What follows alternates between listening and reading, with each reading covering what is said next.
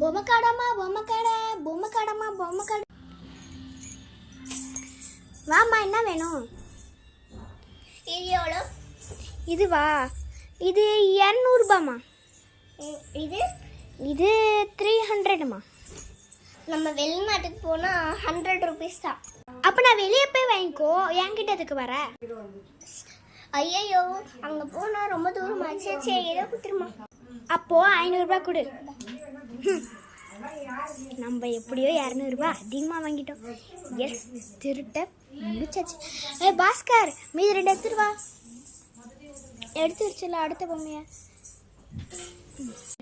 ஆனால் பொய் சொல்கிறது தப்பு. இப்போ அந்த ஆண்டியை பார்த்தோன்னா மட்டும் கொடுத்துருங்க 200. இது இந்த ஆண்டி தானே, சும்மா நடந்து போகிறாங்க. ஆண்டி இங்கே வாங்க. நீங்கள் பொய் சொல்லிட்டேன். அது 300 தான். இந்தாங்க மீதி 200. பொய் சொல்ல முடியாது. இந்த ஆண்டி கூட நல்ல ஆண்டி தான்.